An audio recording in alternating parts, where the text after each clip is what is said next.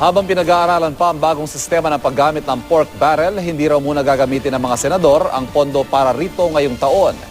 Gita man ng isang eksperto, dapat idiretso na sa mga ahensya ng gobyerno ang pondo sa halip na pangasiwaan pa ng mga mambabatas. May report si Sherry Ann Torres.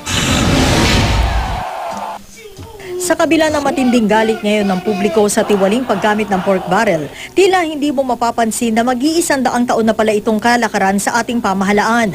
Ayon kay dating Finance Undersecretary Dr. Milwida Guevara, 1922 pa lang, meron na nito sa Pilipinas. Ibinasa yan sa pamahalaan ng Amerika. So doon din natin yan minana. So noon pa, meron na talagang inisyatibo para magkaroon ng pondo at proyekto ang mga congressman.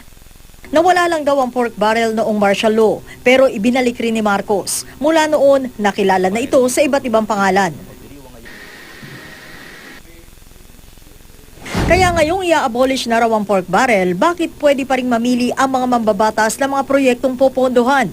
Sabi ni dating National Treasurer Dr. Leonor Briones, trabaho ng Executive Department ang paggawa ng mga proyekto, habang check and balance lang dapat ang Legislative Department. Hindi ang pag-build ng eskwelahan, hindi ang pamimigay ng libro, hindi yan check and balance. Ma-affect pa yung role mo sa check and balance. Magkaroon yan ng conflict of interest. At yan ay nangyayari dekada.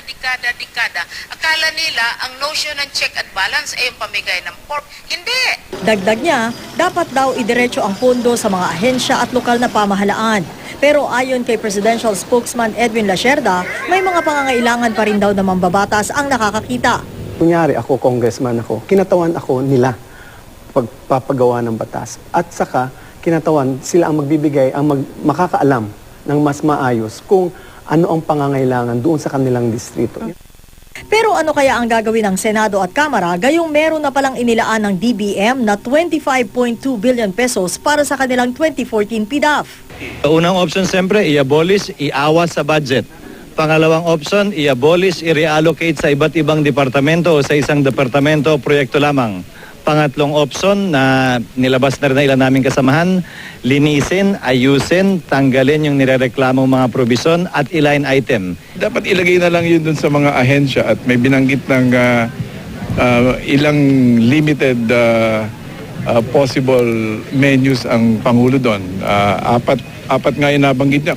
Ang mga senador hindi raw muna gagamit ng PDAF ngayong taon hanggat wala pang malinaw na mas istriktong patakaran ukol sa paggamit nito. Bukas naman daw ang Malacanang sa anumang suhestyon.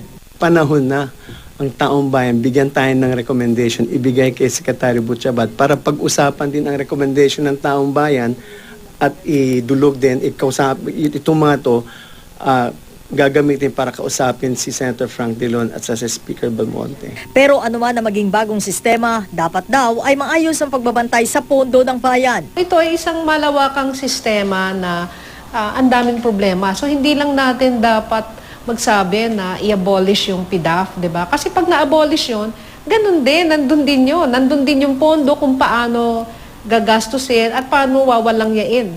Kung ngayon nakadepende yung mga proyekto na dumarating sa mga distrito at probinsya doon sa PDAF ng mga congressmen na 70 billion pesos at 200 billion pesos naman sa mga senador kada taon, sa mga darating na panahon daw, lalo na simula sa 2014, yung ibibigay na pondo sa mga lugar na ito, idedepende sa kung magkano yung kailangan nila. Naasahan din na magkakaroon na rin ng priority list kung ano yung mga dapat na unahin na bigyan ng proyekto. Sherry Ann Torres, GMA News.